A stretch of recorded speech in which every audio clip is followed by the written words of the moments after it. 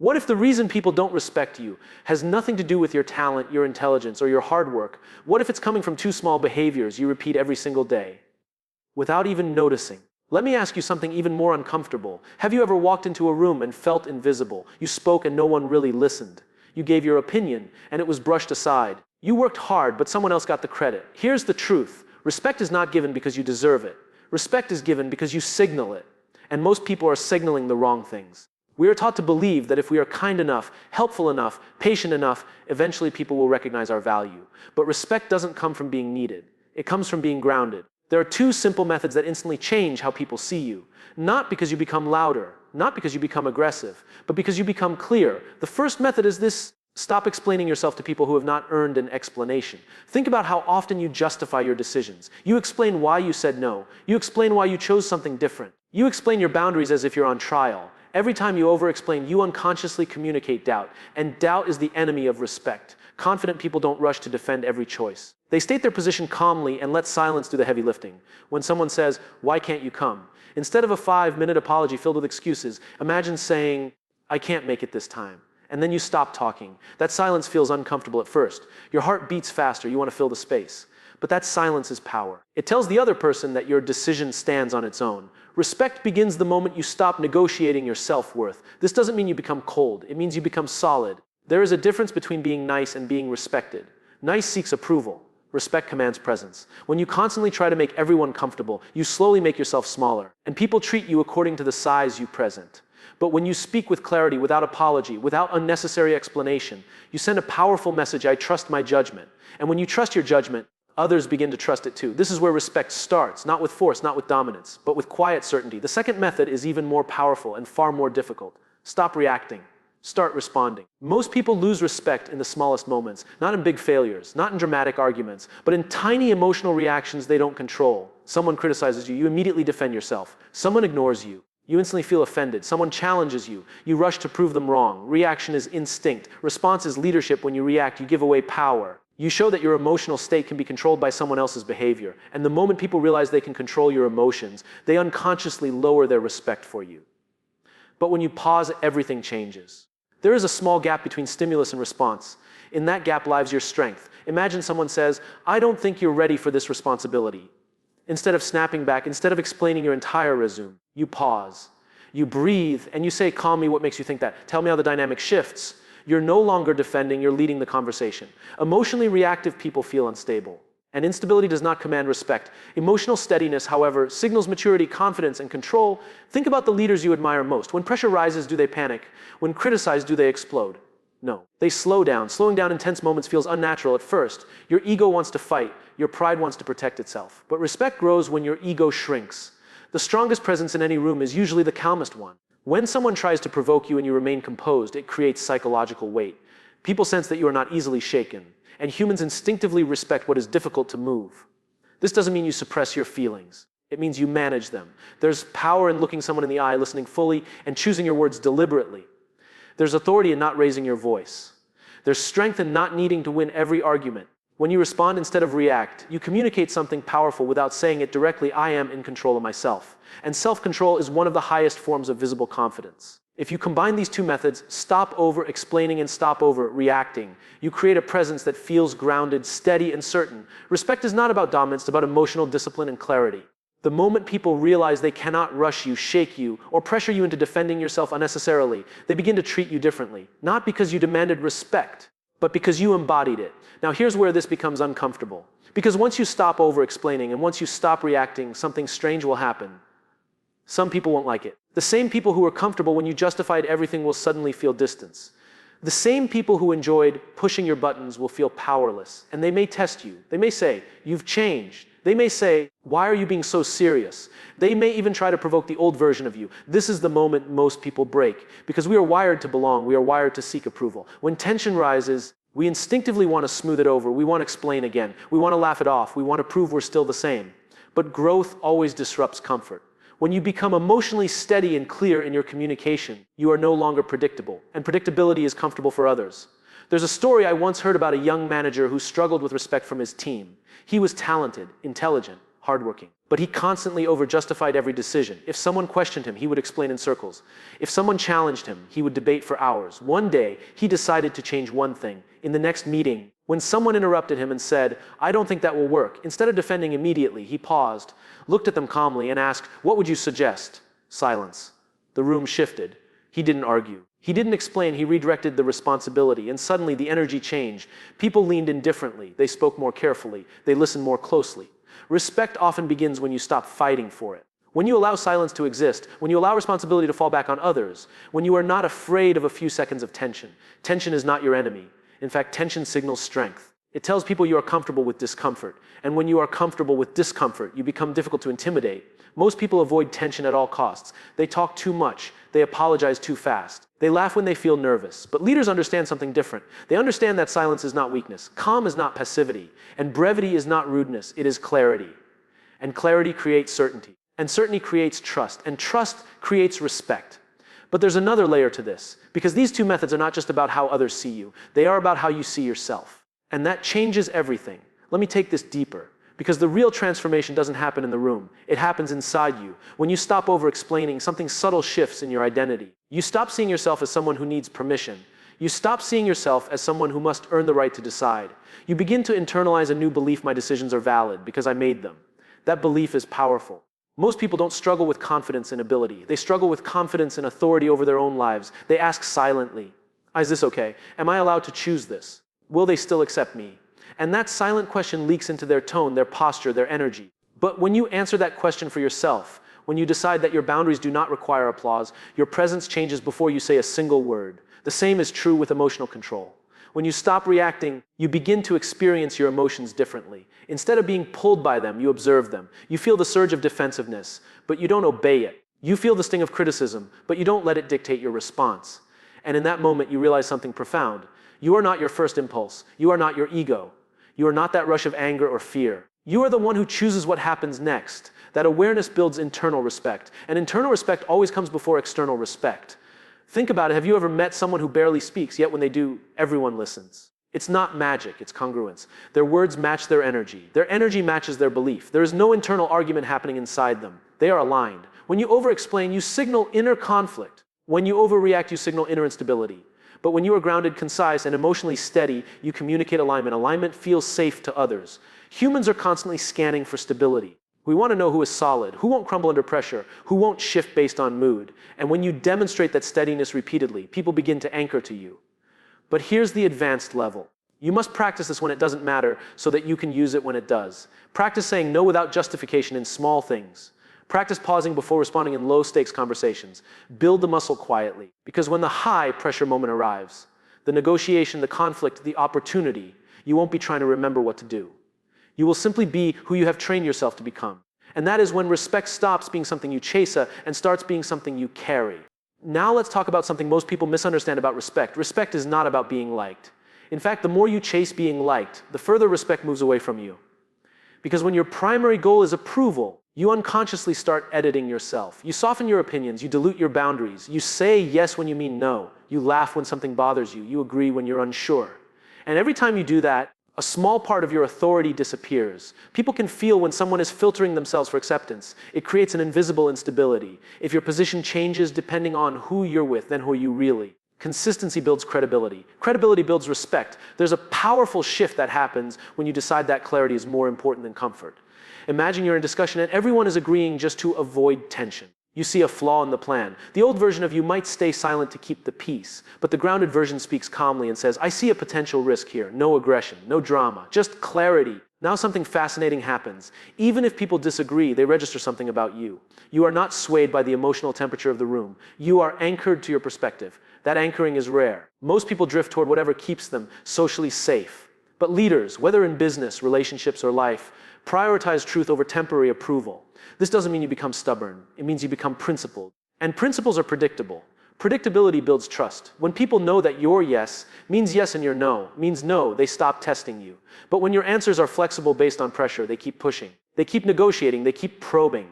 Because inconsistency invites challenge. Think about someone you deeply respect. Chances are they don't overshare their reasoning for every move. They don't argue emotionally. And they don't shift their standards depending on who's watching. They are steady. That steadiness creates psychological safety. And paradoxically, when people feel safe around you, they respect you more. Why? Because safety signals strength. It tells others that you are not desperate for validation. You are not easily threatened. You are not performing. You are simply being. And there is immense power in that simplicity. So the question becomes, are you willing to risk being temporarily misunderstood in order to be permanently respected? Because sometimes the price of respect is short-term discomfort. And most people are not willing to pay it. But you are not most people. You're learning to build something deeper, something quieter, something unshakable. Let me show you what happens when you fully embody these two methods over time. At first, people notice small changes. You speak a little less, but with more precision. You pause more often. You don't rush to fill silence. You don't scramble to defend your choices. And slowly, the energy around you begins to reorganize. Interruptions decrease. Challenges become more thoughtful. Conversations become more intentional. Why? Because people adapt to the standards you set. Human beings are incredibly perceptive. We constantly test boundaries, often unconsciously. If someone folds under pressure, we push a little more. If someone over-explains, we ask more questions. If someone reacts emotionally, we provoke again. Not out of cruelty, but out of instinct. We are wired to look for structure. When you provide that structure through calm certainty, people relax into it. They stop testing. They start respecting. There's a powerful dynamic shift that happens when others realize two things about you. First, you will not over-justify yourself. Second, you will not emotionally collapse under pressure. When those two realizations settle in, something changes in how they approach you. Their tone shifts. Their words become more measured. They prepare better before challenging you. You haven't become louder. You've become heavier. Not physically. Energetically, your presence carries weight because it is not easily moved. Think of it like this: a leaf reacts to every gust of wind. A tree bends but stays rooted. People instinctively trust the tree. And here's the deeper truth. When you stop reacting, you gain information. If someone criticizes you and you don't immediately defend, you can actually listen. Sometimes there's something useful in the feedback. Sometimes there isn't. But when you're not busy protecting your ego, you can evaluate clearly. Clarity strengthens decision-making. Better decisions reinforce confidence. Confidence reinforces respect. It becomes a cycle.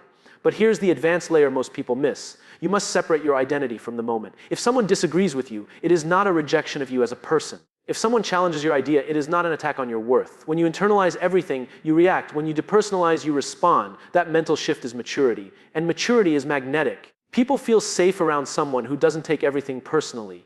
They feel stable around someone who doesn't need constant reassurance. And over time, they stop seeing you as someone to manage. They start seeing you as someone to follow.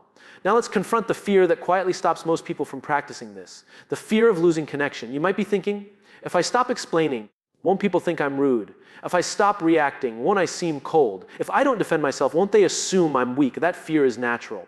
Because for a long time, your identity may have been built around being agreeable, responsive, accommodating. But here's the paradox. Over-accommodation does not create connection. It creates imbalance. When you constantly adjust yourself to maintain harmony, the relationship becomes tilted. One person is steady, the other is stretching, and over time, stretching becomes resentment. Real connection requires two solid individuals, not one strong and one shrinking. When you stop over-explaining, you are not withdrawing warmth, you are withdrawing insecurity. When you stop overreacting, you are not suppressing emotion, you are refining expression. There's a difference. Imagine a close friend challenges your decision. The old pattern might be to defend yourself quickly, maybe even raise your voice slightly, trying to prove your logic. But the grounded version of you listens fully and says, I understand your concern. I still feel this is the right move for me. And notice the difference. There's no hostility, no tension, just clarity. And clarity actually strengthens connection. Because now the relationship is based on honesty, not performance. Weak connections require constant explanation. Strong connections respect boundaries. The people who truly value will adjust. They may need time. They may even test the new dynamic. But eventually, they will recognize the stability in you. And the ones who only felt comfortable when you were smaller, they may drift. That is not loss. That is alignment. Because respect filters your environment. It attracts people who appreciate strength and repels those who depend on your insecurity. This is why growth can feel lonely at first. Not because you are wrong, but because you are no longer participating in dynamics that relied on your self-doubt. And here's something powerful to understand. When you respect yourself enough to speak clearly and respond calmly, you unconsciously give others permission to do the same. Your steadiness elevates the room. Your clarity sharpens conversations. Your emotional control lowers unnecessary drama. And over time, people begin to associate you with stability. Stability becomes influence. Influence becomes leadership. And leadership, whether in your family, your workplace, or your community, begins with one decision. The decision to stop abandoning yourself for temporary comfort. Because the moment you stand firm internally, even quietly, the world starts to feel it. Now let's move into the advanced application, the moments where this truly defines you. It's easy to stay calm when nothing is at stake. It's easy to be clear when no one is challenging you. But real respect is built under pressure. Picture this. You're in a high-stakes conversation, a promotion, a negotiation, a difficult family discussion. Emotions are elevated. Expectations are high, and someone questions your capability directly. You're not ready for this. In that instant, your nervous system fires, your heart rate rises, your ego wants to defend, to list achievements, to prove worth. But instead, you breathe. You slow down your response deliberately, and you say, what specifically makes you believe that? That single sentence does three powerful things. First, it shows you are not intimidated. Second, it shifts the burden of clarity back to the other person. Third, it demonstrates emotional control. Now, the conversation becomes structured instead of emotional. This is the difference between authority and insecurity. Insecurity rushes to prove. Authority invites examination. And here's something deeper. When you stop trying to win the moment, you start winning the long game. Many people destroy respect by trying to dominate conversations. They interrupt. They raise their voice. They speak faster. They overwhelm with words. But dominance without control feels unstable. Calm authority, on the other hand, feels inevitable. Think about the most composed person you've ever met in a crisis. While others panic, they lower their voice. While others rush, they slow down. That contrast alone commands attention. Energy is contagious. If you elevate tension, the room escalates. If you lower tension, the room recalibrates. And the person who recalibrates the room becomes the center of gravity. This is why silence is such a powerful tool. Silence forces reflection. Silence creates psychological space. Silence signals that you are not scrambling. When someone throws criticism at you and you pause before speaking, it subtly communicates, I am considering this. I am not threatened. That pause may only be 3 seconds.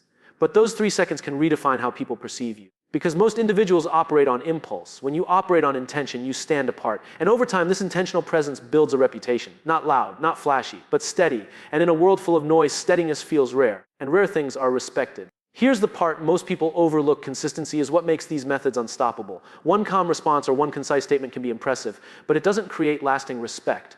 It's the repetition, day after day. Conversation after conversation, that builds a presence people can't ignore. Every time you pause before reacting, every time you state your decision without over-explaining, you are reinforcing a pattern. Your brain and the brains of everyone around you begin to expect it. You are no longer the person who folds under pressure. You are the person who stands steady every single time. And predictability in your stability is magnetic. People start leaning in. They start listening before speaking. They start testing less because testing feels pointless when your responses are measured and unwavering. Think about someone you deeply respect. Their influence isn't rooted in grand gestures or dramatic speeches. It's rooted in the subtle, repeated signals they give. I am grounded. I am deliberate. I am unshakable. Now imagine applying that same consistency in your daily life. In meetings, in family conversations, in social interactions, in challenges, in confrontations. You stop explaining. You pause before responding. You act from intention, not impulse. You communicate with clarity, not anxiety. Over time, this approach creates a silent authority. People recognize it even before they consciously understand it. You become the person who doesn't need to be validated constantly. You become the person others look to when uncertainty arises. You become someone whose words carry weight because your actions consistently reinforce them. There's also an internal transformation happening simultaneously. Each consistent application strengthens your confidence. Each pause strengthens your self-control. Each concise boundary reinforces your self-respect. You stop needing others to validate you because you are already validating yourself. And here's the remarkable truth. Respect follows naturally when your presence signals certainty. When you combine emotional control with clarity of communication, people instinctively adjust, they respond differently, they treat you differently, and they begin to measure their expectations against the standard you set, not the standard they wish to impose. Consistency amplifies the first two methods exponentially. Without it, moments of clarity and calm can be dismissed as luck or coincidence. With it, your presence becomes undeniable, your influence becomes enduring, and respect becomes the natural byproduct of how you exist in the world. In short, it's not just about stopping over explaining or overreacting once. It's about embedding them into your daily life until they define how you move through the world. Because when these behaviors become automatic, you are no longer chasing respect. Respect is chasing you. Now let's bring everything together and see the full picture. You've learned the first method, stop over, explaining. You've learned the second, stop over, reacting. You've seen how these create clarity, calm, and presence. You've understood why consistency transforms these behaviors from fleeting moments into unshakable authority. But the final step is realizing what this actually does in your life. When you combine these methods, you stop being defined by other people's expectations. You stop shrinking to fit their comfort. You stop reacting to their judgments. You step into a version of yourself that is grounded, deliberate, and aligned with your own standards. And alignment is magnetic because humans don't respect noise. They respect structure. They don't respect volatility. They respect reliability. They don't respect someone who constantly negotiates their worth. They respect someone who embodies it without apology. Here's what happens next. People listen before they speak. They weigh their words carefully. They treat your time, your opinion, and your presence with weight. They stop assuming they can move you emotionally or control your decisions. They stop testing. They start following. Not because you demanded it, not because you raised your voice, but because you quietly commanded it. And the internal change is even more profound. You gain clarity about who you are. You gain confidence in your judgment. You gain freedom from approval seeking.